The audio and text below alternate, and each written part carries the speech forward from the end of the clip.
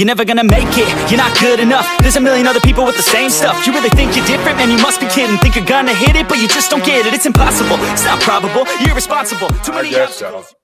But we are live, baby, live. All right, people, we're gonna start off this. Welcome, welcome, welcome. Hello, hello, hello. Welcome to the Big Vito brand, coming to you live, baby, live. Hope everybody's having a great day. Hope everybody can hear me out there. You know, because last week we had some people who were unhappy, and a couple of haters, you know, with my co-host with the most, David Virtue Stalwart. Can you believe there are a couple of haters out there?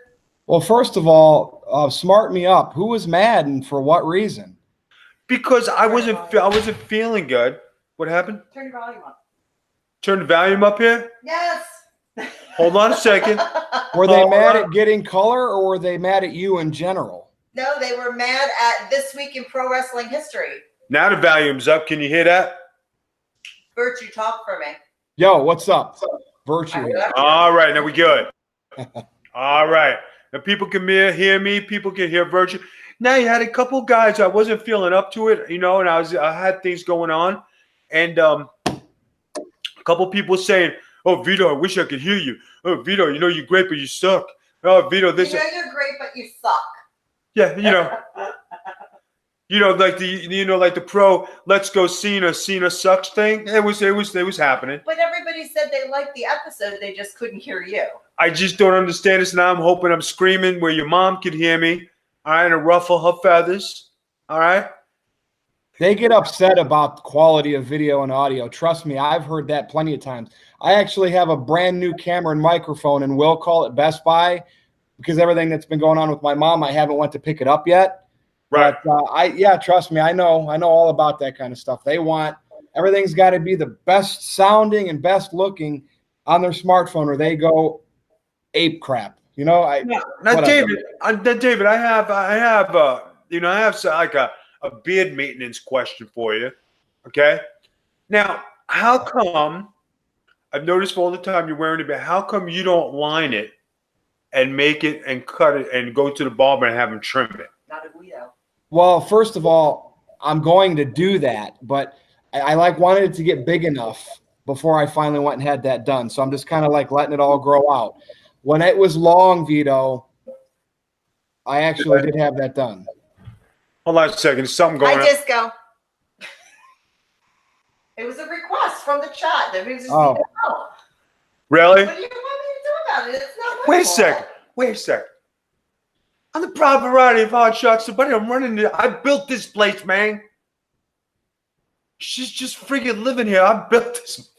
Are we recording Getting Color yet, or is this just on Twitter? Oh, yeah, we are, man. We are. Introduced this show. He's such a professional over here. I know, over here. Hey, but before you do, all right, let me start it over. All right. The thing I do when I start the tape. All right, here we go. Ready? Welcome, everybody, to another great edition of Getting Color with Big Vito LaGrasso and his co-host with the most, David Virtue Stalwart. We're live, baby, live. And we've been coming to you for a couple of minutes now, live on Twitch as well. As you can see, I had a great weekend. I got my tan back. Everything is good in the hood. David, how are you tonight? I'm doing great, Vito. And to answer the question you just asked me about my beard, why don't I trim it up, line it up, look professional like from a barber? Trust me, that is my goal, but I'm just doing the lazy man's Mick Foley. You know, when Mick grows his beard out, he never has it. It's always like to the neck. Mick Foley did neck beard before the internet wrestling geeks did neck beard. So I don't do it because of them. It's a tribute to Mick. That's why I do it like that. You got to get rid of the Mick thing. Hold on. All right. You hold a position in real life outside these four walls here. That you have a prominent position in society where you're a businessman, and to have that kind of scruff, I just think that for a man of your position in society, you know, lined and trimmed and, you know, doing stuff like that, that's the way you should carry it. And that's a great point. And I take advantage of working for a very not conservative, but company that they don't care. If you know your shit and you get in there and you do your thing, they don't care what you look like. But so it's a very casual accounting firm that I work for, Vito, and I take advantage of that. But you are absolutely right. And I will take that advice. Give me some time, but you motivated me to start cleaning this up. No, I mean, and I'm being all seriousness, and I don't mean this in a bad way. You do great things. You run your own podcast. You do your stuff. You run a lot of different networks and stuff, and the people want to see a mature man talking, not some kid or not somebody who doesn't know. And a lot of people don't know is that you have a reputable job, something that you have a degree in, something that you actually use your brain that you're very good with. And that, when you carry your stuff, you look like $1 million. You act like $1 million. You dress like $1 million. Wear your Big Vito t-shirt. Would you stop poking me? Let me ask you this, Vito. Should I go? You're not We're talking. Shush. Should I go completely clean shaven every day in and day out, or just keep it trimmed, close, lined? I think for you, for the way you have your beard, you have a great beard. I think you having a trimmed beard and manicured beard, you look 10 times the professional walking out the house. You might even put on one of your Armani suits, go to the Olive Garden, sit there like a big shot. Noted. I will absolutely noted. I'm not going to dismiss that. But give me some time. I've been taking care of my mom, and she's at home moving around, slowly starting to get words back, but it's going to be a process. She can swallow her pills again. She can eat on her own. It's coming back day by day, but it's still going to take weeks and months. So basically she's the 76ers and she's Joel Embiid. Yeah, but she's doing more on her own than he is. And dude, the Warriors, Vito, Warriors are they don't need Durant. Oh my God, I think they are so much better without Durant. It's crazy. I mean, Steph Curry, you know what it is without Durant there? Curry has to step up. Thompson has to get more shots, and Draymond Green has to be more intense. And look what they've done. Actually participating. Yeah, and look what they're doing to the Blazers without Durant. I think they could blow this out, and they could run the whole gauntlet without losing another game. I do too. And I can see Kevin Durant signing off, getting out of there, and going to the Knicks. And I kind of hope that. I mean, I just want the Knicks to get back into the playoffs, Vito. It's been so long. Do you want to know something? Honestly speaking, the Knicks have been talking about possibly getting Anthony Davis, and I'm saying no. You have all the assets you want. You're going to add another 2 great assets. If I'm a Knicks fan, I don't want to see them trade him for Anthony Davis. For what? Then you're going to go back to square one and have nobody on the team again. And if you for a big 3, Anthony Davis, Durant, and Kyrie Irving. Yes, would I take Kyrie Irving? I think he's a great point guard. Would Kevin Durant do something with all those young guys? I think the sky's the limit. I would love to see Kemba Walker come to the Knicks because I think he's a better point guard. But having Kyrie run things, I think honestly, Kyrie is going to go back with LeBron because that's the only time he won. Yeah, we're going to have to see this offseason how this all shapes up. Like I said, my goal for the Knicks, get back in the playoffs first. Then I'll worry about you being a championship team. But it's been so long, Vito. I grew up watching them in the 90s. They were in the big, Eastern Conference finals or finals almost every year. Now, another big shocker in sports is the fact that the Yankees are winning without their guys, and all these guys are playing ball. I got to ask you something. How do you replace these guys who are actually having career years and tell them to go sit down? Well, they have a few injuries, but I think the Yankees, even their role players that they get that have to step up as to everyday players when there's injuries or slumps, they get role players that are starters on any other team because of their pocketbook. They just put together great teams, but they really haven't won a series for a while, Vito. So I think they got pressure on them.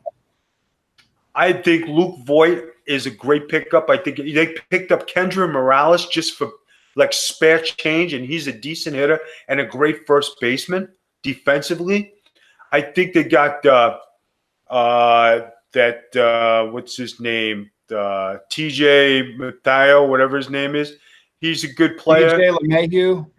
Yeah, Mayhew, right? And then you got the Gio guy who plays third base like he's Brooks Robinson.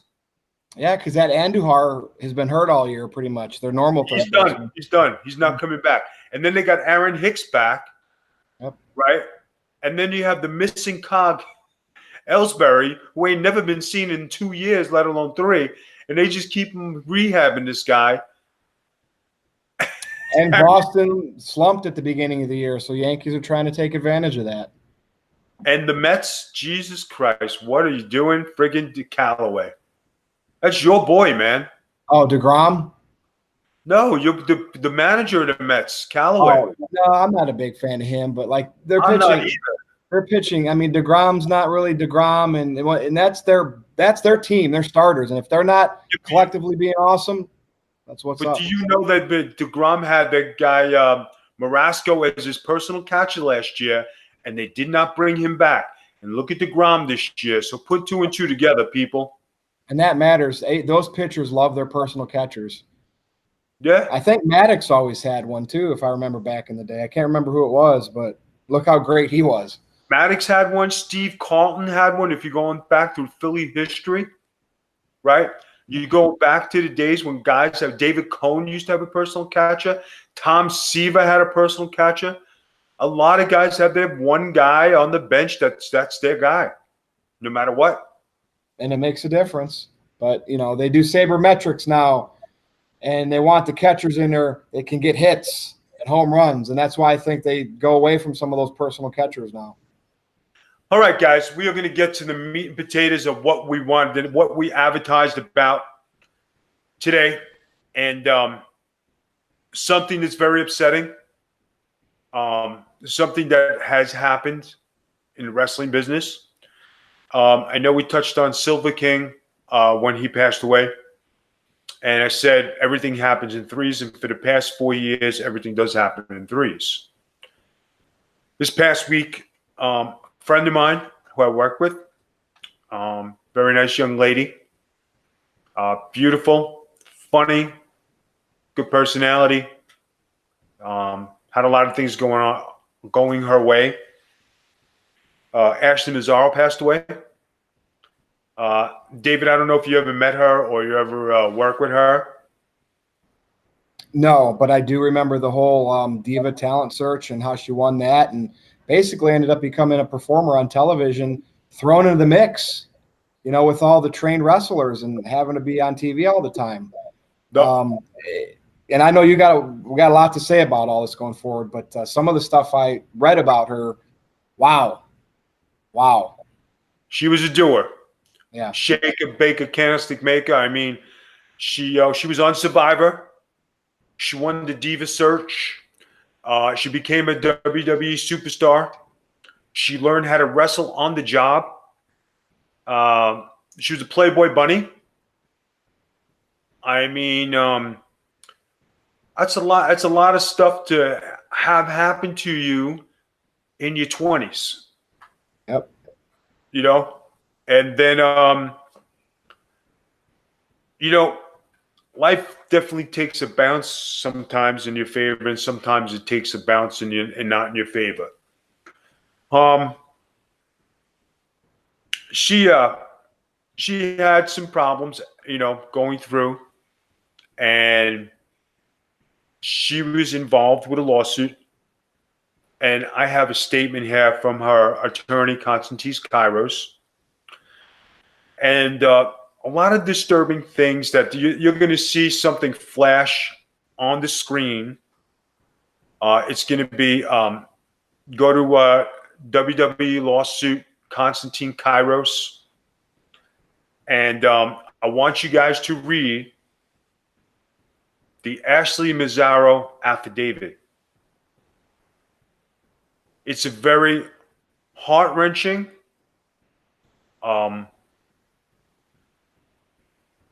takes you a step back. It's an emotional affidavit. And I think for the people out there, it's a must-read. There's been a lot of press going on about it, and a lot of things coming from the New York Post has written things.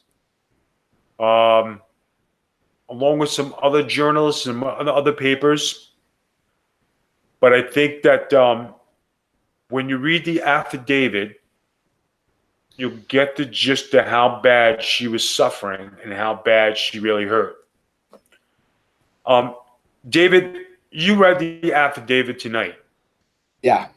And in your journalistic view, and yours only, and this is David's view, this is not, the view of the Big Vito brand, Vito LaGrasso or Noel Harlow. This is your view and your view only. Can you give me your take on her affidavit for the people with your best and most articulate words that you can use to help describe it? So she, like you said, had a lot of responsibilities as a superstar in her 20s. And she learned on the job, met a lot of new people. And in the wrestling business, there are good people, there are people not so good, and there are bad people. And when I read that affidavit and I saw all the things she pointed out in it, which right, Vito, it's everything that she expressed. She listed names. We haven't heard these other names come out and support this and say anything about it. So right now it's just Ashley's view and what she put in her affidavit. But Vito, I was absolutely shocked. This girl was, I don't know, she developed depression over injuries, over trauma and abuse that happened to her while she worked for certain places. And I could see why maybe over time, especially when it's all gone, the fame, you're not employed anymore, the money's not coming in, you're older, what do you do? And I could see where maybe she got depressed and some of these things happened because, Vito, I read that and Noel was telling me some of the stuff was traumatic. And I was like, okay, we'll see what it is. All I can say, and you asked me to be articulate, wow. Like, I think most people would have a hard time keeping their head on their shoulders if they went through the same thing she did. And it just sucks because there is help out there. But sometimes you don't know. Sometimes people, hide it or, it gets out there with an affidavit and a lawsuit, but not the right people that can help her through this or seeing that she went through this. And people keep everything bottled up. And look what happened. It sucks. Like, I just wish sometimes you can just get help when you need it, not after it's too late. And to me, it's nuts. It was fame at an early age and traumatic events on the road. I was reading part of that with her and Jillian Hall, just traveling where, in the middle of nowhere, going to bad areas, staying at hotels with drunks, hitting on their windows of their car. Obviously, like Vito suggested, go read that affidavit yourself and you will see some serious, serious things in there. But I don't really want to talk about those. But I mean, Vito, multiply some of those issues by 10, by 100. That's going to mess with the person's psyche. And your money and fame, and then one day it's gone, and that company that you work for doesn't give a crap about you anymore. It adds up. And she was a victim of it. Now, when all the press happened and everything came out, because of the affidavit that you must read, people, and go to the blog, the concussion lawsuit, Constantine Cairo's blog. I want you to go out there. Read that affidavit, read the statements by people. Afterward, there was a rebuttal by a company, and they said there was an apology letter. Now, I just want to play hindsight here, okay? Why would she write an apology if she was in contact with her lawyer weekly? I just saw her a month ago and we spoke about the things that were going on with the lawsuit that's under appeal. Mentioned nothing to me, and I was good friends with her. Spoke with a few of the other boys who were on the lawsuit. Mentioned nothing.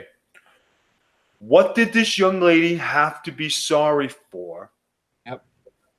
Right? Is there actually a documentation of this apology out there, or is it just a statement by the company? It was a statement by the company. A statement only. It didn't say who it was to, where it came from, what. But here's the kicker, guys. And I want everybody to follow the bouncing ball. If there was an apology and there was a statement, why did the company wait until after she passed away to recognize her? If there was an apology, wouldn't it be old lang syne? Hey, come back to work. Hey, we're going to get you back. Hey, we're going to do something with you. We're going to give you our Legends contract. We're going to put you back on TV. There were plenty of opportunities. This just didn't happen yesterday. I mean, if she's going to do an apology, then the only way I could see her being naive enough to do that when this is all happening is if they threw a big payday. You know what I mean? And I'm not saying she did that. I'm just looking at it from the devil's advocate point of view. So you're right, Vito. Is this just that company saying that because they know it'll get swept under the rug, but then they can cover their ass? Oh, it's out there somewhere. The apology's floating out there somewhere. Yeah, we're good. It's a public perception to sway the public. Yes, exactly. Guys, I really would like you to go read that affidavit. I hope everybody's watching Twitch. I hope you thumbed through that tonight, and I want everybody to post about it and post your thoughts. I'd like you to repost it, post it, whatever you got to do, make a comment. Yeah, okay? It's I mean, you got to. It's like 15 pages. But like I thought it was something small, and I seriously was like, all right, I'm going to go read this. We'll see what Vito's talking about. And I was like floored. I was finished. This is the best way for me to describe it, guys, and it's the best way for me to do it. Link in the chat so they can click on the link. The link is in the chat, guys, for all the people on Twitch. Guys, I can't tell you how many people have passed away on me in the past 4 years that I knew I was friends with, guys crying for help, guys, asking me to do something for them, and I tried my best. And I can't help everybody, and I can't save everybody. And to say I was in the funk, or my mind wasn't here, or I just wonder, or I was out there, would I like to be more of an advocate to help the boys and being put in a position where I can be of help with all the knowledge I've acquired all through the years to do something to benefit the boys in the business? Yes, I would. Absolutely. And this is not a ploy to get a job. This is doing for the betterment of the business and a liaison for the guys to be something and have something. Everybody can't be frivolous. Great idea, Vito. Everybody can't be frivolous. Everybody can't everybody can't be a liar. Everybody can't just come out and say this is bullshit. And for one company to say bullshit, I call bullshit, bullshit. Okay? Because if you're a private contractor, why would a company offer you drug rehabilitation if you're not an employee? Tell me. And that's a great point, Vito. It's almost like they contradict their own terms of what an independent contractor is versus an actual employee. And Vince Russo stated this. They draw out the contract. They have their attorneys make these contracts for the performers. And all that stuff in there is in fine print. And the performers sign off on it. Just, hey, we're making big money from and I think that's what happens. I think a lot of these talents get tricked into that independent contractor contract. Now, they can go and challenge it, right? But then what happens is they know all the legal ramifications, the legal fees, and what happens? Nobody challenges it. And the company ends up winning in the end because they're the ones that can afford their attorney fees, but most likely, unless you're like the big superstar that makes millions of bucks, you're not taking them to court. Guys, I got to tell you, you can be on top of the world. You can be treated like royalty. But unless a company passes on the knowledge to let you know what's going on, I mean, you're killing yourself. You really are. You're hurting yourself. And I can tell you, what is a concussion, Vito LaGrasso? It's when somebody gets knocked out. No, it's not. I said, yes, it is. That's what a concussion is. Nobody ever educated me on what a concussion is. Vito LaGrasso has never been knocked out, and I've been hit with everything in the house. I stood strong, stood tall, and stood there. My head is made of granite. My brain is made of mush. I had to learn how to figure things out. I had to seek help. I had to get help. I had to do things and research to find out, see doctors, to find out why things were happening to me. I tried to educate everybody who has come across the board. And and the more that I sit here and not being able to do things on a bigger scale and a bigger level, to go out and it's going to sound stupid, but to go out and touch somebody, it's really something. I have a letter that I would like to read, and it's a statement from Konstantinos Kairos. And this is from his office and from Konstantin himself. Like I said, guys, you can go to the blog and read up on the Ashley Massaro affidavit. A statement from Konstantinos Kairos. Moments like this really tested me as an advocate. The tragedies of the wrestling community have become personal to me, and I have become the voice of those silenced by the drug abuse, poverty, and a neurological disease process that robs people of their lives. With everyone's help, I have tried to speak with their voices, the truth about the WWE's history of mistreatment of wrestlers. Ashley contacted me in the summer of 2016 with a lengthy description of the issues she experienced at WWE and stated that I believe I am exactly the type of person who you are trying to help. She was very active in her criticisms, which were very articulate, specific, and she wanted to get help and expose the WWE's mistreatment of her and others. If anyone has any doubts about this, they can read her own words and read the lawsuit. She died with her appeal pending in the Second Circuit Court of Appeals. I do not know the circumstances of her death, but I do know that in life she was a fighter and she was passionate about wrestlers' human rights. CTE awareness and helping battle the suicide and drug addiction that plagues the community.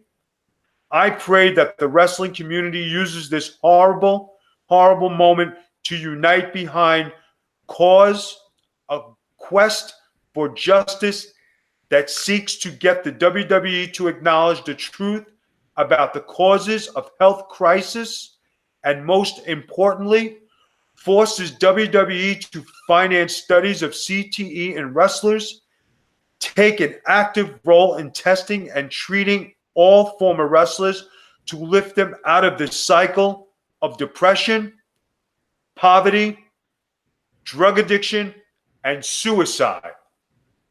This statement is made by Konstantinos Kairos, Ashley Massaro's attorney. And Vito, her WWE run was right in the midst of when all that stuff started, just before started happening to Chris Benoit. And we know Benoit had that stuff for years with the unprotected headshots and this and that. No coincidence, folks. Vito was even working during that time for the company. Things were just not protected. Oh, but now they do. Yep, Daniel Bryan, right? Do a math problem. We're going to keep you off TV for 4 weeks, which, that still might not be enough, but everything in their history, what do? They erase it. We weren't responsible back then because we didn't even know. Nobody knew. Football was still learning. They use excuses, Vito. They knew from the 60s to the 70s to 1995 when they did a concussion angle with Shawn Michaels and a doctor, I forget his name, who was involved. It was all there, all the information, everything word for word of what happens when you have a concussion. That's a great point. They did that angle where they had Michaels collapse in the ring in the mid-90s. So, yeah, you're right. They say they didn't know, but you know they did. In 2001, when Bret Hart had his concussion with Goldberg, they knew. Yep. They even rehired Bret Hart. So, guys, in closing on this subject, I'd like to extend my condolences to the Massaro family. I would like to say, Ashley, I hope you rest in peace and you're at peace with yourself for everything you went through. I hope you keep on looking upon your daughter because she definitely needs you and misses you. Seeing you last month brought a lot of happiness to me. We got to talk about good times, and I'm sorry to see you have to leave on this kind of stage. Nobody should have to go like that. So I know I speak on behalf of myself and my family and my wife. You know, we're very sorry, and I hope that this podcast reaches thousands, if not millions, of people to go and take a look and speak out and go say something and get your voice heard, people. Because the more people who hear you, the better it is for people like Ashley and Balls Mahoney and every other wrestler who passed away in the past 4 years, let alone, you know, the past decade, 2 decades, and 3 decades. Or the ones that are struggling still, like Perry Saturn. Yeah. Walks around like a vegetable. Yep. And that guy was flamboyant and powerful at one time, and you look at him now and you're like, what happened? And I made a statement on behalf of Ashley. I hope everybody reads that as well, along with there's a few other statements. Guys, go to the affidavit. We are closing this segment of this portion of the show. David, do you have anything to add on this specific topic? No, but I will make sure that we share this on all the sites too. We always do on Getting Color, but I'm going to definitely make sure this one gets out there because people need to listen to it. They need to read about it. They need to be educated about people in general that go through this where depression's formed too. Right. I mean, you know what I mean? Lives need to be saved. We have a question. Well, we get to address some people because I closed down questions and statements while you read that. So I'd like to thank Aaron Rift of No DQ for tweeting our Twitch link here on Twitter. So thank you very much. That was a tongue twister a little bit, by the way. Mike Brabs is with us. He said the pay-per-view was boring.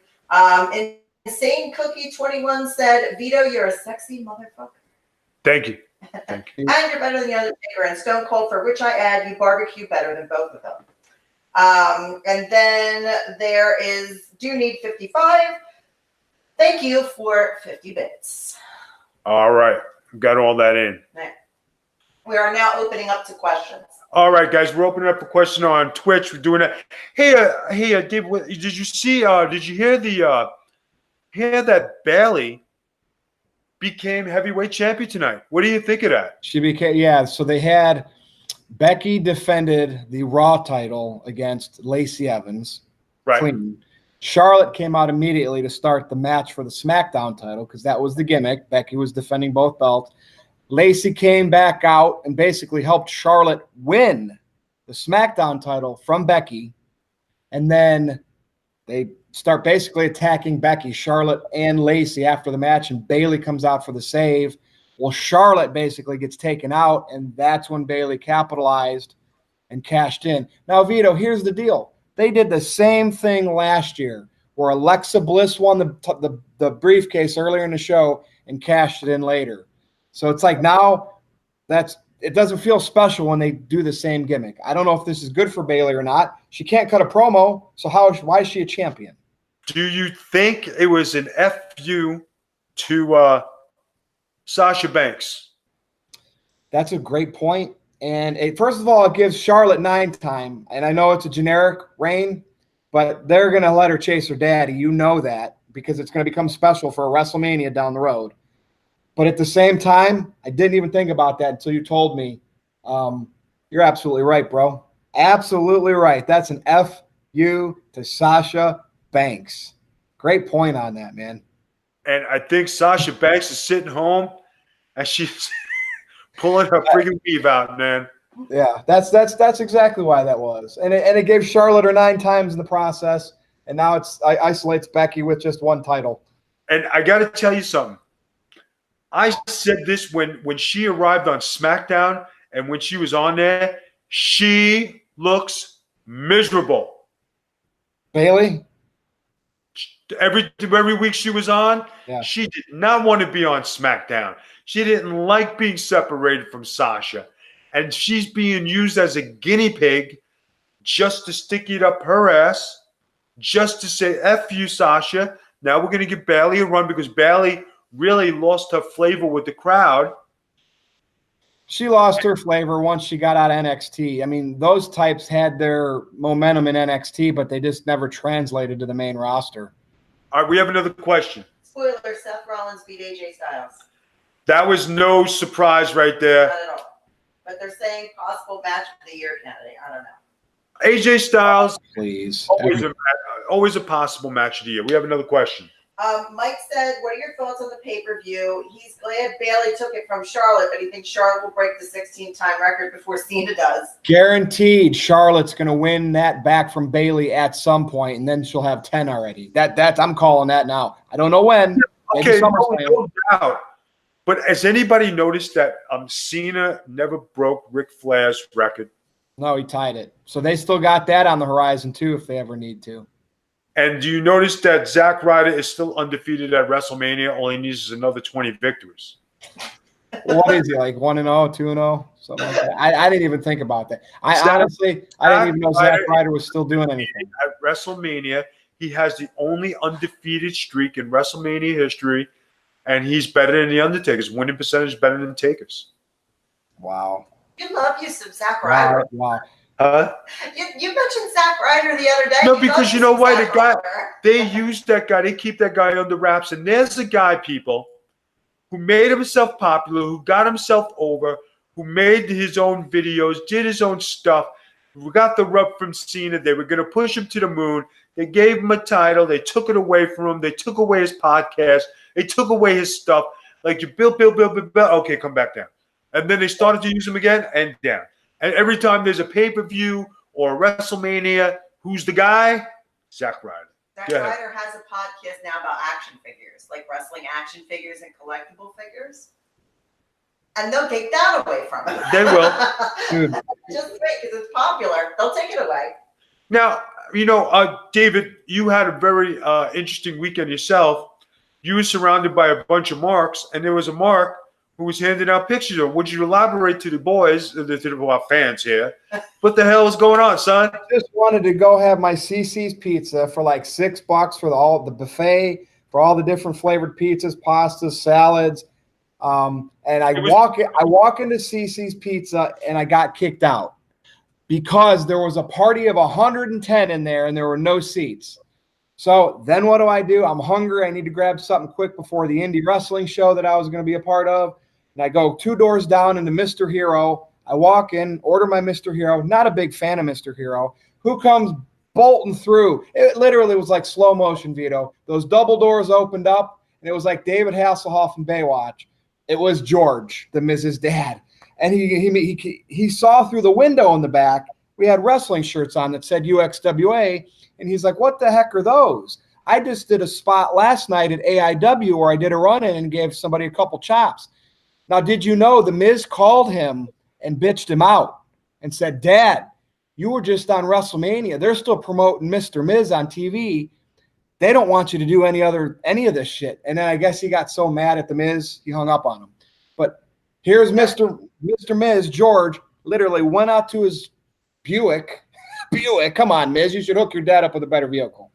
And gave me two. Yeah. He gave me 2 autographed pictures of the Miz. No, of himself. He gave me 2 autographed pictures of himself. I didn't ask for them. He gave them to me. We got 2. Yeah, what you got? Well, you got 2. Do you think? I don't even want to interrupt this story. Number one, Dooney tipped us 100 bits. Thank you for the 100 bits. Thank you. Also wants to know, was it a Buick Skylark? I couldn't tell. Miz is a millionaire. You live in $1 million house. He's got a house with spare change around. You go out and buy your dad. And I like Mike.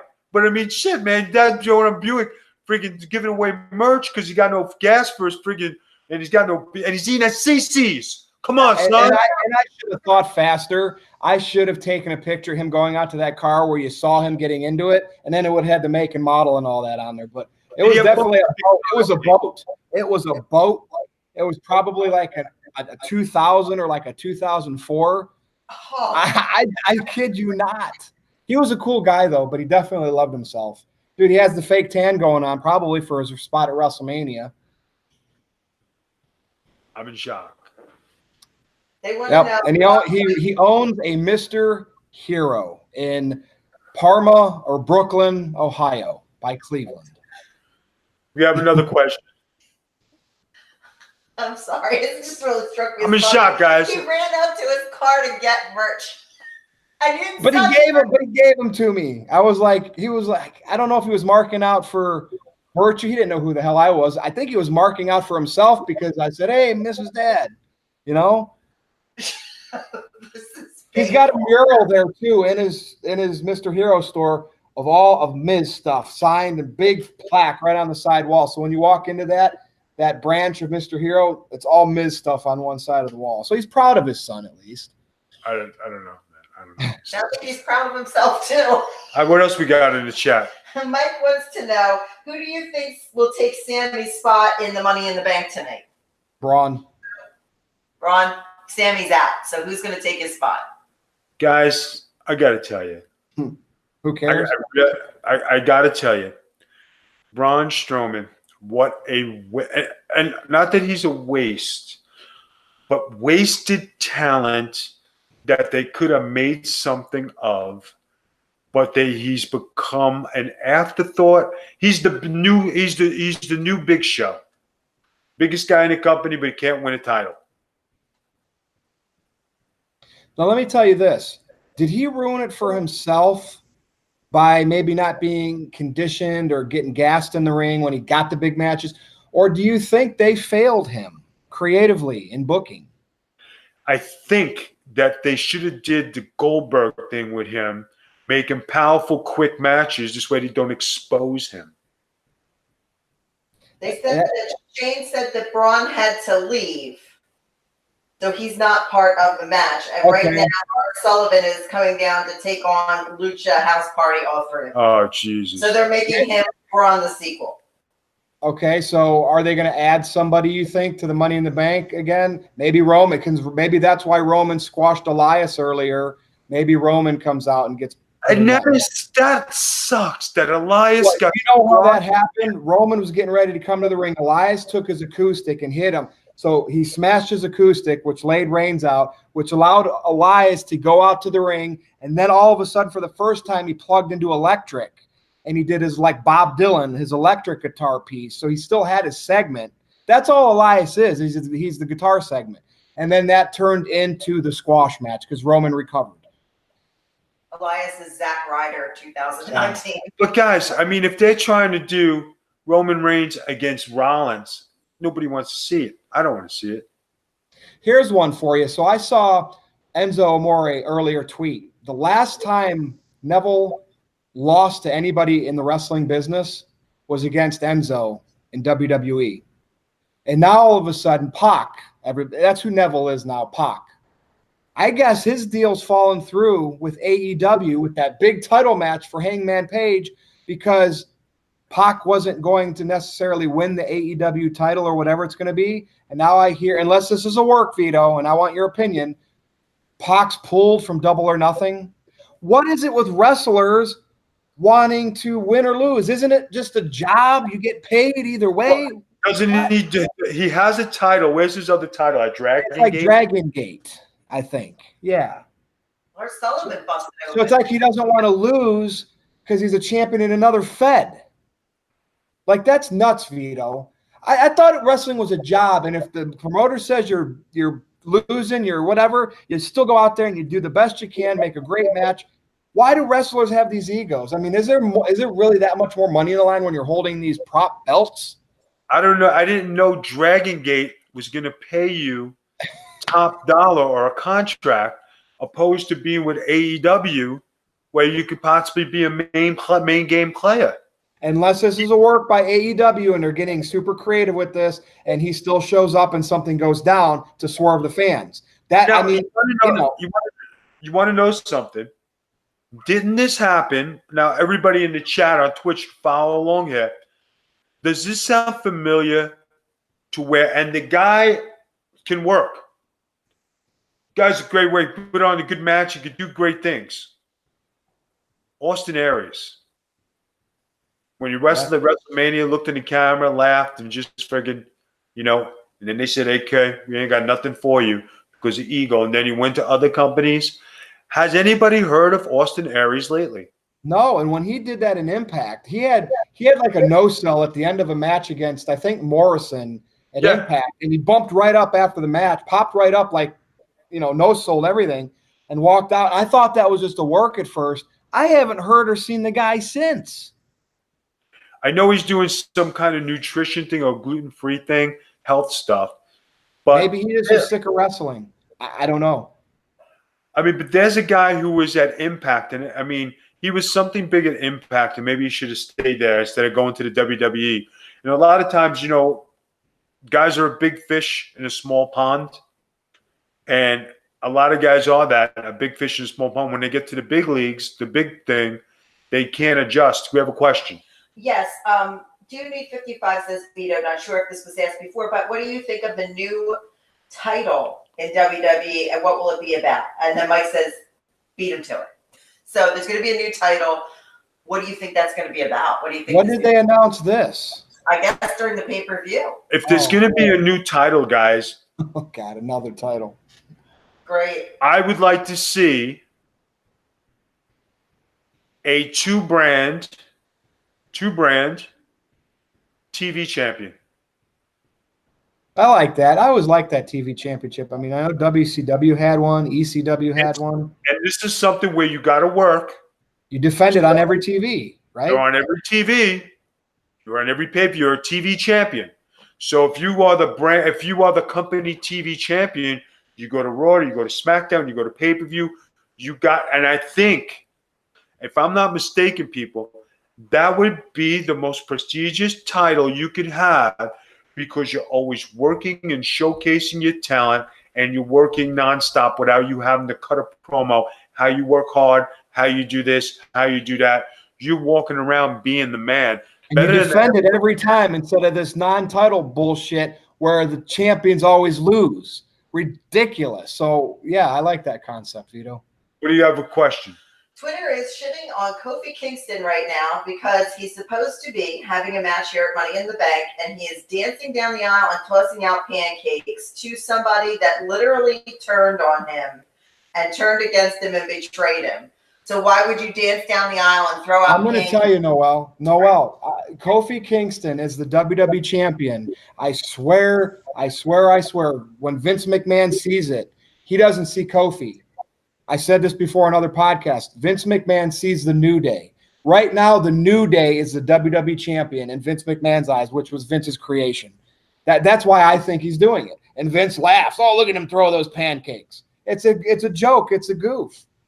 So you think it goes to the earlier allegations that it has to do with being a African-American, giving them a chance to hold the title, not giving them a prominent role, just to put the title on him to shut people up and be a transition champion.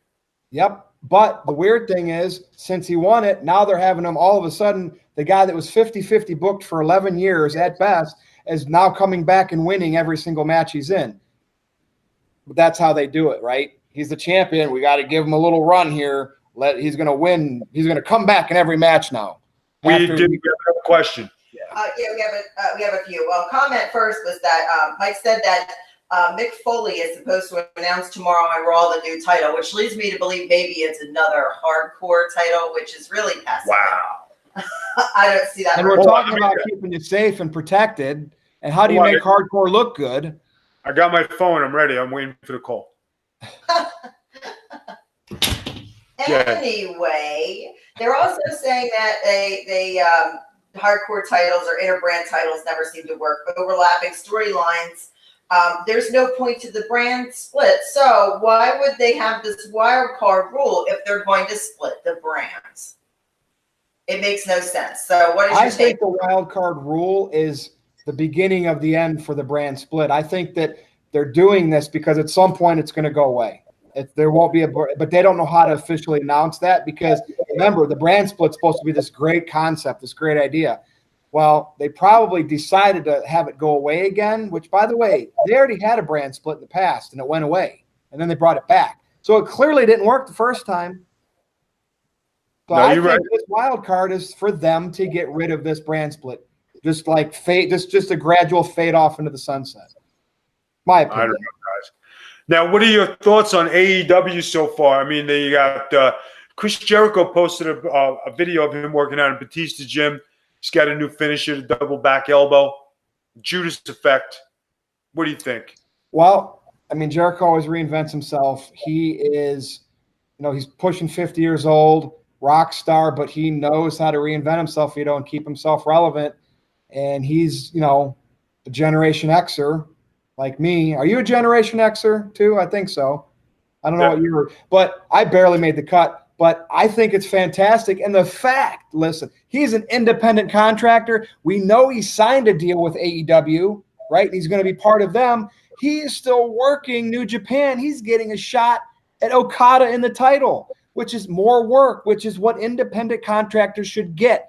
Work wherever you're needed, not this WWE hold you hostage bull crap. So Chris Jericho is making a great precedent, I think. Now, what happened with the two guys, the tag team? What was his name? The Revival? Did they look stupid tonight? I didn't see them. I mean, I don't even know if they're on the pay-per-view tonight. So probably that's something to watch for on Raw tomorrow. But yes, they're making a mockery of them right now. Just like they did with Anderson and Gallows. Yeah, Icy Hot and the Jock, skid marks on their whatever. That's how they're booking them right now. Sad. It is sad. Guys, might as well put him in a dress and let them get over. Well, yeah, Jericho, he's a legend. I mean, that's a guy. He gets it. He gets the business. I once saw him at an airport, and I saw fans go up to him, and this is when he was feuding with HBK. The fan had an HBK shirt on. It was like an adult looking for like 5 autographs to sell them on eBay. So Jericho was a heel. He immediately looked at the guy. He's like, I'll sign your stuff for you, but I want you to take that Sean shirt off. I don't like Sean. I'm going to kick his ass this Sunday. So in the airport, he got the fan to take the shirt off, and the fan didn't have anything underneath. So he's standing in the airport with no shirt on. As soon as that happened, Jericho waved the security guard over. They kicked the guy out of the airport for not wearing a shirt. That was just brilliant by Chris Jericho. And I got to see that. That was like 9 years ago, maybe. Awesome. We have 2 questions. We would like to thank Judy for the 200 bits. 200 bits. Thank you very much. Now, they're really digging this wrestling talk. He's not heard bits for tits, and he says, is this still a thing? I mean, there's a question. Are you still bits for tits, or like what's going on with you? You're not bits for titsing tonight. Guys, I just want to say that it's not that I'm not bits for tits. I just think that tonight's podcast was just a little bit more in depth, and we're just covering a little more things on a serious note. When we get back to bits for tits, it's still a thing. Just, I apologize if I didn't bits for tits with people. It just, it's just been I have to tell you guys, past week, 2 weeks, Big Vito actually had some stress in his life. And I've been dealing with my own stuff. And, it's been a little hard, and it's a little bit of, a struggle. But I wake up every day, I smile, I try to do the best I can. But we're going to get back to normal. Everything will be okay. Go ahead. You all right? Yeah. Sure. Okay. No, the next question is, I am 911. I'm just going to call 911 because I can't see. What is the best price point for future AEW pay-per-views? Is $60 too much? $60 is way too much, guys. I know you're trying. They lowered it to $50, I think, but even then, no way. I mean, to me, pay-per-view is about $30, and you better have a stacked card to get that. Now, if I was a businessman and I was going to start off, everybody knocks the WWE. I'm going to say something, and everybody laughed at the $9.99. $9.99 times 10 million people, that's a lot of money. So if AEW did the same thing and you started out at $20 and they got 1 million people, that's $20 million. Question. Our friend Stats is back on here, says, hey, Big Vito and Noel, I'm here, and thank you for the bits. Thank you for the bits. Bits for tits. Oh, bits for tits, guys. Yay. Now, so now, David, don't you think that would make more sense to start out at $20 and make a subscription fee? I know they can't do it for TNT, which I think is a great coup for them, not having an actual product or nothing in the reel, and somebody actually giving them the chance to go on there untested, unscripted, not having a product, and going on there. Who are the announcers going to be? I know Jim Ross is in the office, but there's a masked guy, some announcer that wears a mask. I can't remember his name, like a lucha mask, but he's like, God, whatever his name is. But I don't know if JR is going to be out there for every match or not. I couldn't really tell you, Vito. I'm waiting to see them on TV. I'm not getting hyped up until I actually see the product. Now, with your thing about $20 subscription fee, that might be too high because WWE is only $9.99. If they went that route, I would say anywhere right around the $10 mark, maybe a couple dollars more. But if it was double, you think the marks? Remember, AEW and everybody wants the alternative, and everybody's got high expectations for this. And they're supposedly getting all the indie stars, so you get all the indie fans to go and subscribe to this. And if there are 1 million, just to say there is 1 million indie fans, right? Which probably there is, and they all donated $20. It's $20 million out of the gate for not even having a product. I know.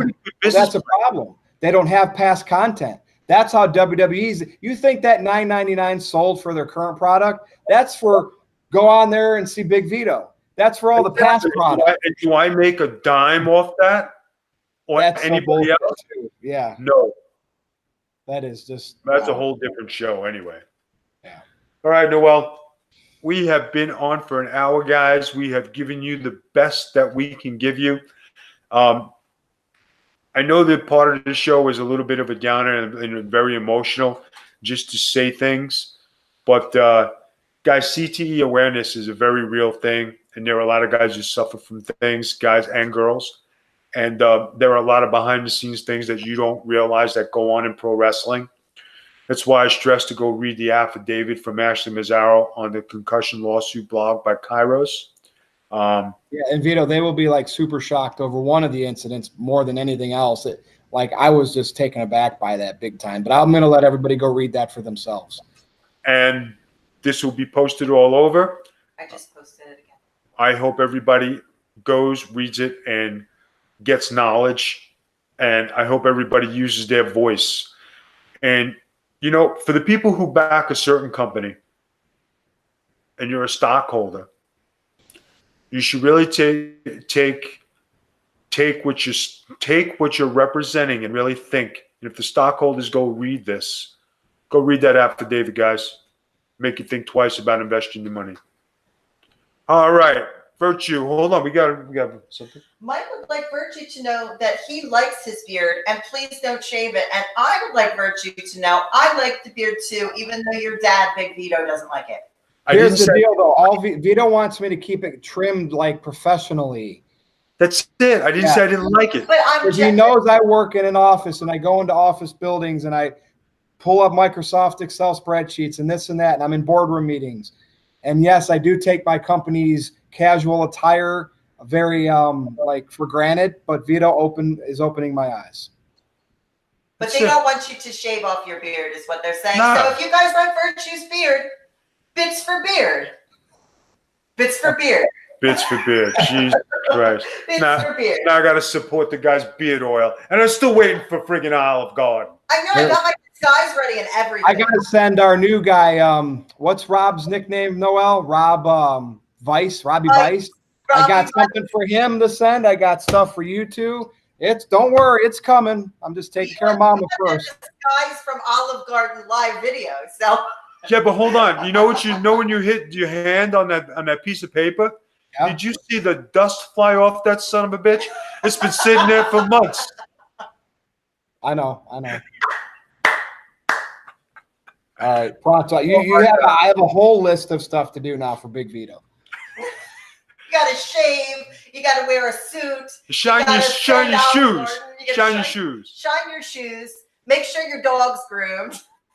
Wash your car before you come on.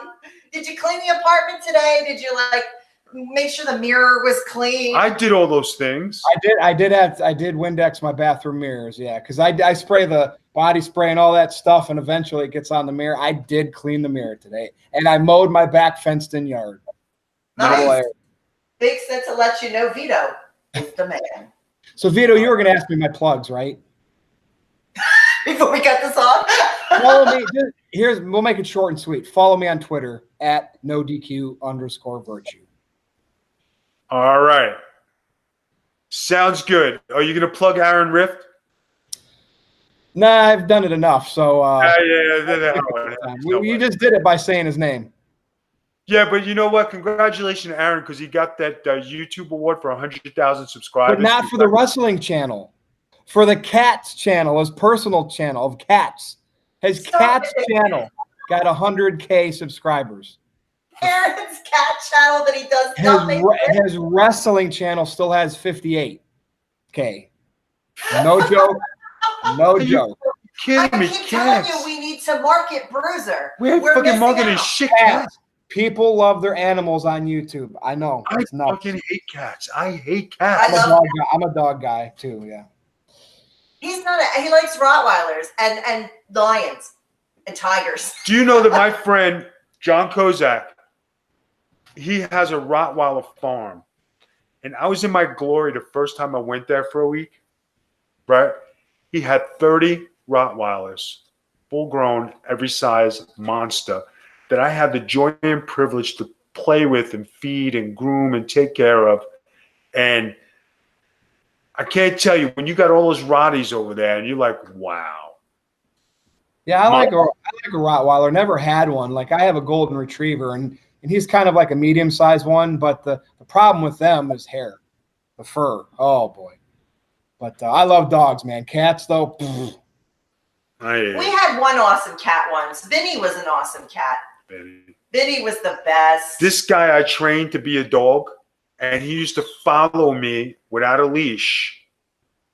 And I used to take him out. He used to walk by himself. Come on, Vinny, let's go. Come on. And he used to actually friggin' listen. He followed him. He used to ride in the car with us and hang his head out the window. Those are the best. Vince was the best cat we ever had. He was so good. Until he got stupid. Oh, so Vince was a cat, but he acted like a dog. Okay, if a cat acts like a dog, by the way, Kofi retained. Shocker. Yeah, and of course, Xavier Woods is out there, so it's a gimmick. The New Day retained. That's what just happened, folks. I'm wrestled out. We should start fending that title under Freebird rules. Anybody? Thank you. Thank you for that. All right, guys, we're going to wrap it up. That was Virtue with his one plug. Aaron Rift, go screw yourself. We love Aaron Rift. Don't say that. Just tell him to go play with his cats and get Noel Harlow in charge of Twitch, and this is the Big Vito brand signing off. We didn't give no plugs. Why don't you give the plugs? Go ahead. Thank you very much, everybody. Please check us out on anchor.fm/The Big Vito brand. That's where our audio podcasts are. They're available on several different platforms, iTunes, Google Play, etc. So you can listen to us on your car ride to work and be highly annoyed before you get in there. Also, you can check out our Patreon, patreon.com/the Big Vito brand. Help support the Big Vito brand, keep us going. We put any money back into the product that we make off that, so help us out. You guys are on twitch.tv/the Big Vito brand right now. Please click the subscribe button. If you have Amazon Prime for Twitch, you get us for free when you subscribe. We're going to start doing some private subscription videos pretty soon. And with the Patreon, we want to do an Orlando meet and greet this year, so make sure you get on that Patreon, get involved in that.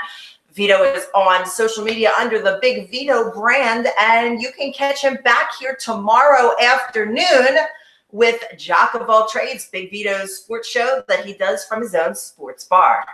All right, guys, that's it. That's a wrap. I hope everybody has a great time. This is the Big Vito brand and David Virtuoso signing off. Reese's Pieces, and we'll see you tomorrow.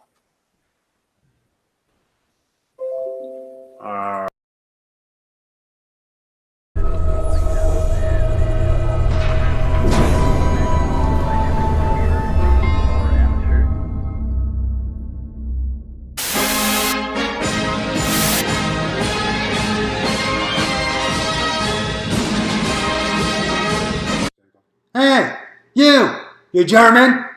Huh? First you my wife, then you go my niece. What the